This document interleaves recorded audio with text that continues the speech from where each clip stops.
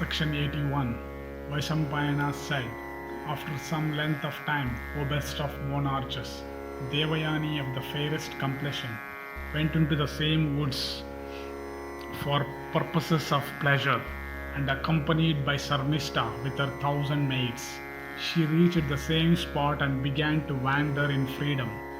And waited upon by all those companions, she felt herself supremely happy, and sporting with light hearts, they began drinking the honey in flowers, eating various kinds of fruit and biting some.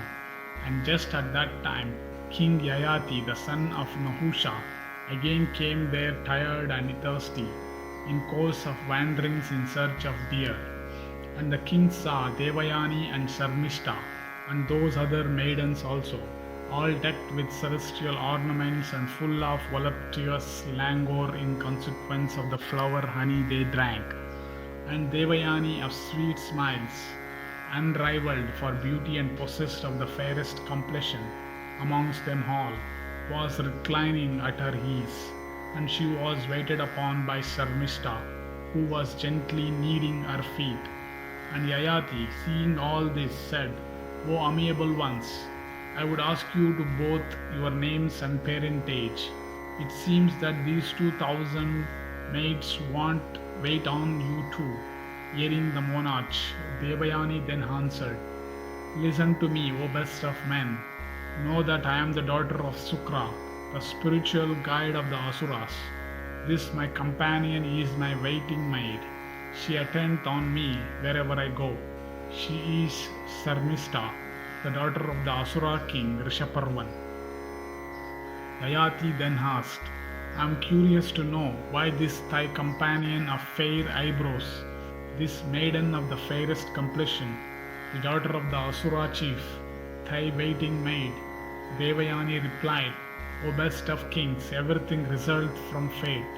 Knowing this also to be the result of fate, wonder not at it. Thy feature and attire are both like a king's. Thy speech also is fair and correct as that of the Vedas. Tell me thy name, whence thou art, and whose son also. The monarch replied, During my vow of brahmacharya, the whole Vedas entered my ears. I am known as Yayati, a king's son, and myself a king. Devayani then inquired, O king, what hast thou come here for?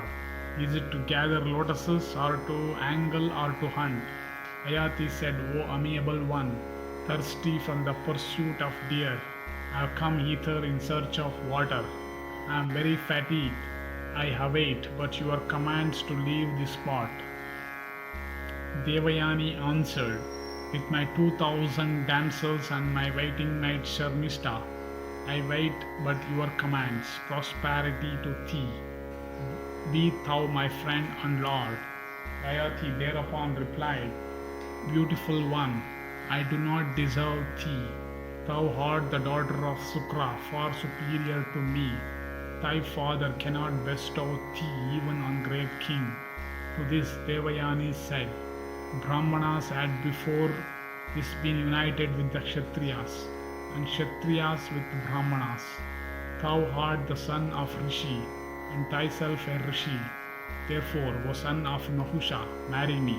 Ayati, however, replied, O thou of the handsomest features, the four orders have indeed sprung from one body, but their duties and purity are not the same, the Brahman being truly superior to all. Devayani answered, This hand of mine hath never been touched before by any man save thee. Therefore, do I accept thee for my lord? How indeed shall any other man touch my hand, which had before been touched by thyself, who art a rishi? Ayati then said, The wise know that a Brahmana is more to be avoided than an angry snake of virulent poison, or a blazing fire of spreading flames. Devayani then told the monarch, O bull amongst men, why dost thou indeed say that Brahmana should be more avoided than an angry snake of virulent poison, or a blazing fire of spreading flames? The monarch answered, The snake killeth only one, The sharpest weapon slayeth but a single person. The Brahmana, when angry, destroyeth whole cities and kingdoms.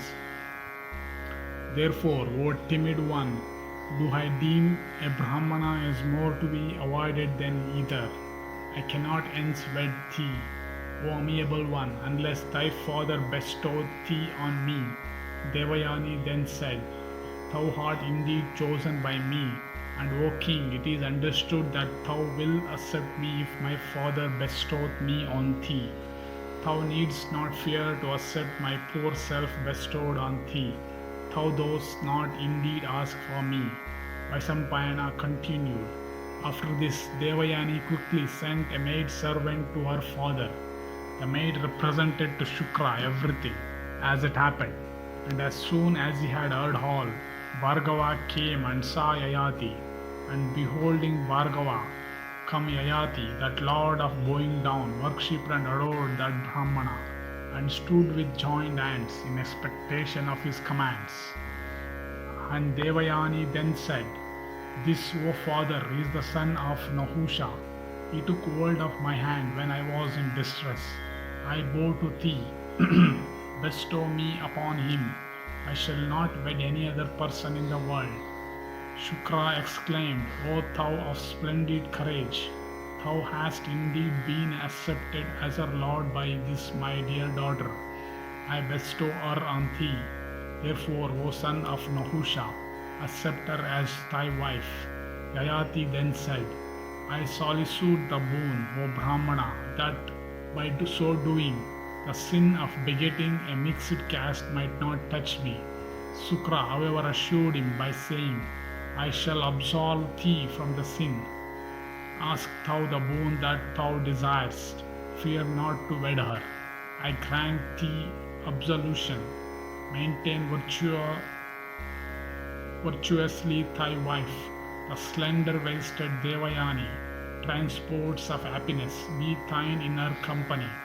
This other maiden, the Shaparvan's daughter, Sarnishta, should ever be regarded by thee, but thou shalt not summon her to thy bed.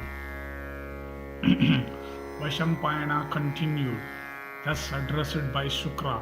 Yayati then walked around the Brahmana, and the king then went through the auspicious ceremony of marriage, according to the rites of the scriptures, and having received from Shukra this rich treasure of the excellent Devayani, with Sarnishta and those 2,000 maidens, and Julai honored also by Shukra himself and the Asuras.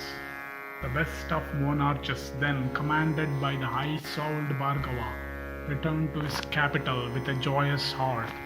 So ends the 81st section in the Sambhava Parva of the Adi Parva.